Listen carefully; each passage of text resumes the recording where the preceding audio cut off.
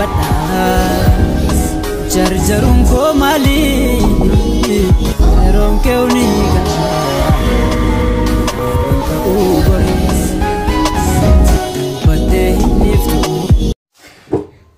ashama argafune kabajamtoota fi daawwattoota Leensa Mul'inaa family jirtu nagaa keessanii ani nagaa kooti galata waaqayyoo jirra jirtu jiraanne har'a geenye irraa baga jiraattan isinisi baga warreen channel ko jalatti argamtan musliimonni obboloonni ko hiriyoonni ko hundi keessan baga ittiin singa isiniin jechuun barbaada. Ramadan Karim isiniin jedhee jira.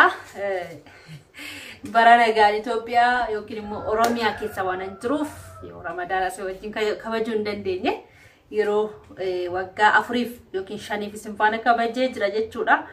Ramadan Karim isiniin jechuun barbaada hunduma keessaniif ayyaana gaarii kan nagaa kan itti xumurtan isiniif ta'uu isiniin jechuun barbaada. Ayyaana gaarii isiniin jedha.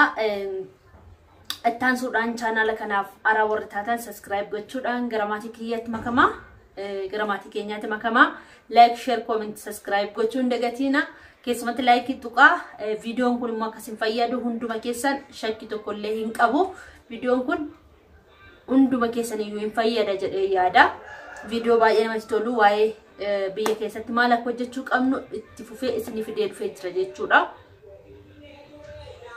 sagalee gala xiqqoola.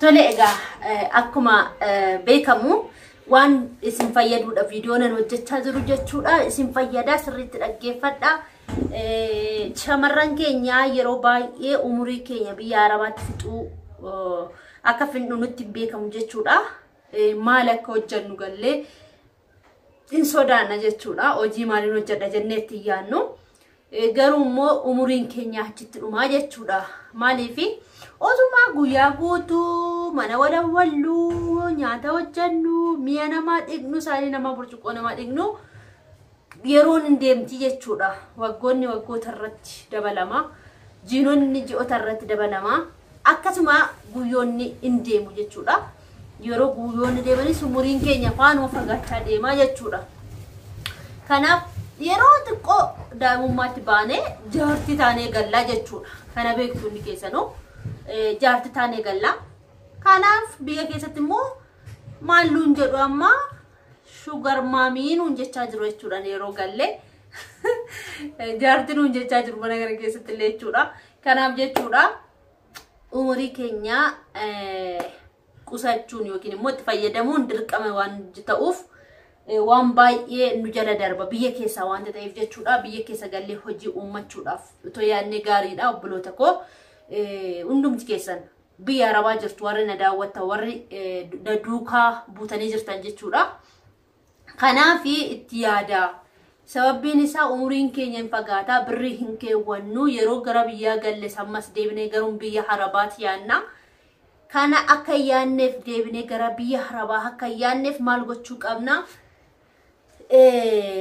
birrii keenya walitti qabannee yeroo galle maal akka hojjennu isiniif himaa jechuudha maal akka hojjennu isiniif himaa kottaa isinitti himaa shamarran dhiira miti heenyu jedhe sa dhiirri hojjetu shamarran hin dandeessu heenyutu jedhe eenyutu kana nuuf qoodee jechuudha umtuu nuuf qoodee hin jiru isinitti himaa birrii qabdu taanaan makiinaa bituun hin danda'ama shufeera ta'uun hin danda'ama ani otoon birrii qabaadhee dhugaa makiinaa bitee shufeera ta'uun hin barbaada jechuudha isini galee shufeera ta'ee oofuun hin barbaada tokko sagana lammanni immoo bajaajii bitanii bajaajii oofuu dandeessu bajaajii bitanii bajaajii oofuu dandeessu birrii hin jiraannaan jechuudha bajaajiin har'a birrii meeqa isiniif anima bajaajiin bituu barbaadanii oofuu barbaadan ofii keessanii ooftanii birrii keessan qabattanii galtu namatti immoo haala kamiin immoo nama hojjechiisuu dandeessu isinitti himaa jechuudha ofii keessanii immoo yoo ooftanii maal akka irraa argattan amma akka irraa argattan isinitti himaa jechuudha hundi isaa information nan qabachuudha ifama nama tufe bajaajii yoo bittanii ofii keessanii oofuu barbaadanii bajajiin kuni 230 in argattu amma 250tti in argattu jechuudha 250 dhabda yeroo dhuftani hin dhabdan jedhee yaada warri hojii geeddamu mindaa gaarii nyaatanii birrii keessa walirra kaawwattanii qaqqabattanii bajaajitti gixxim gootanii bitattu jechuudha. Waggaa tokkotti lafa gaarii isinii bitti yookiin immoo mana yoo ijaarullee baattan inni ofii ishiitiif lafa bitti jechuudha. Isa booda immoo kan waggaa tokko immoo mana irratti gixxim gootanii ijaarrattu jechuudha. Isa immoo akkamitti hojjettu bajaajii yoo bitattan ofii keessanii namatti kennuu dhiistanii dubartiin inooftu eenyutu jedhe ofii keessanii oofaa ooltu. Anatuun birrii qabaadhe bajaajii bitee gixxim godhee nan oofachuudha. Moofaa bituu addisii bituu wayya. Addisii yoo bittan immoo 250 hin bittu jechuudha. Koraa jettanii hin bittu. Kanaaf injiru. Kanaaf bittanii oofuu ni dandeessu afaan hin balleessu midhaanii. Guyyaatti yoo nama hojjechiiftu ta'e nama hojjechiistu yoo ta'e guyyaatti meeqa isinii galchaa 150 yookiin immoo hanga 200 isiniif galchee isarraaf immoo isa hojjechaa oli ofii isaatii fudhata jechuudha. Guyyaatti hangana ammana naa galchita jettuuni yoo sana hojjenne ta'es mucaan sun inuma isinii galcha jechuudha. Guyyaatti 200 yookiin immoo 150 birrii Itoophiyaatti jechuudha. Yoo figeessan immoo jettanii guyyaatti 500 galchuu dandeessu jechuudha. Guyyaatti 500 600 hojjechuu dandeessu. Kumayyuu hojjechuu dandeessu jechuudha. Tokko isa kana hojiini jechuudha. Lammata immoo suuqii ammamiin banatteettani. Suuqii kan ittiin banachuu dandeessan manni kiraayii yoo qabaachuu baattan ammamiin akka bantan isiniif hima. Suuqii banachuun 300 isin gaafata. Suuqii baay'ee bareedaa suuqii miin hundu fuulii ta'e guute 300 sirriitti banattu. 300 sanaa gaditti immoo suuqii maxxanni jetti xiqqoo ishee yookiin immoo suuqii bal'aan taane xiqqoo waan makaakkalaanyaa ishee maxxanni kan jette 150 hin banattu jechuudha. Amma suuqiin kun birrii ammamii akka fixe sinitti yoo nime maal isinii godha sinitti namoo jechuudha. Kan koo garuu muraasuma fixe jechuudha. Birriin qabu ittiin hin guutu. Birriin osoo jiraate sirriitti xixiqqoo godhatoo hin guute manni bal'aadha jechuudha. Birriitu dhabame nagaa galata waaqayyoo kiraayii hin qabu ishuma kana gurgurachaa nan oola jechuudha. Isin maal gochuu qabdu? Suuqiin banadha yoo jettan lafa daandii gubbaa keessa otoo hin ta'in lafa aspaaltii gubbaa jechuudha. Daandii gubbaa aspaaltii karaa namni makiinaan deemu jechuudha. Makiinaa jechuun asirras hin deema garuu daandii aspaaltii gubbaa jechuudha. Aspaaltii gubbaatti bantanii birrii 300 banattu sirriitti hojjettu jechuudha. Ni hojjetama. Yookiin supermarkeetii banachuu ni dandeessu. Garuu mana kiraayiidhaasi kan nama rakkisu ji'aan kan kanfalamu suni amma akka nama rakkisu tilmaamuu hin danda'amu jechuudha. Kanatu nama rakkisa jechuudha.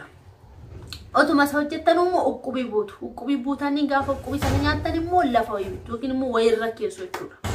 Isumas immoo innaan immoo deebistanii gurgurtu jechuudha. Akkasittiin jireenyi asii kanarraan kanaaf immoo maal isinitti ma'een dhufe waa'uma nigdiiti. Itoophiyaa keessatti maal takka hojjetamu nuuf himi jettani. Waa lama isiniif himeera. Tokko shufeera ta'uu dandeessu. Lammaffaa immoo makiinaas takkaraa yaattanii oofuu dandeessu garuu shufeera ta'a bicha. Kan biraa immoo waa'ee suuqiis biddeenuma maashina isaa galfattanii sarratanii qaxartanii biddeen gixxima gotan tolchisiiftanii hoteelatti asirraa qabdu jechuudha. Mataa isaa kan danda'e mana biddeeniittanii bantanii jechuudha. Mana daabboo isin banuu hin danda'ama irraa fayyadamuu hin danda'ama. Mana daabboo sirriitti banama jechuudha. Manni daabboo gabaa qabaa. Biddeenis hoteelatti kennuu hin danda'ama. Hojii baay'eetu jira sammuu keenya duudaadha malee hojii baay'eetu jira jechuudha. Birrii shaachii fi dambicha yaadina umriin nama hin deema. Waan baay'ee biyya keessaas hin darba. Isa kanatti yaadaan isin jechuu barbaada. Kan biraa immoo jabaadha. Hojii keessan hojjetadhaatiin maallaqa keessan qabadha. Maallaqa qabattan gara biyyaa galtanii hojjechuu dandeessu. Umuriin keessanis akkasuma akkasin harkaa hin fiigneef daa'imallee isin barbaachisaa. Kana fakkaata daawwattoota keenya Kalma sin gorsa sin jabaadhaati birri keessan qabaadha. Gorsi koo har'aas kanuma waa'ee hojii kooti. Leensa meeqaan suuqii banatteettanii na gaafattanii. Gaaffii keessaniif immoo deebii. Suuqiin koo kan fixe 1,100 fixeera. Isa bichaatti miti waan baay'eetu kun haala kana jira. Wanti gurgurullee jechuudha. Kun mooraa keessa waan baay'eetu jira. 1,100 fixeera. Kana sinin jedha. Meeqatti fixe warra jettanii na gaafattaniif kunoo deebisa kana sinin jedha. Hojiidhaaf kanuma tilmaamee qabadhee galee isuman immoo sarara oolcheet omaan jedhu galata waaqa gabaan jira omaan jedhu. Omaan jedhu. Sinis immoo akkasumatti hin hojjanna gallee maatii keenya faana jiraachaa ilmoo horachaa waan baay'een biyya keessaa nu darbaa.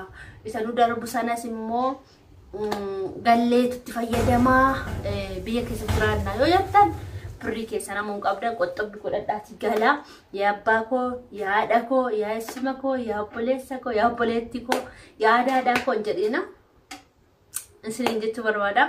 Haadhaaf abbaa keessanii tagibaaru waan godhaa fi waan gootanii fi kanarraan kana fi daawwattoota koo like, share, comment, subscribe gochuun dagatina video walitti ittaanuun hanga dhufutti nagaatti tura.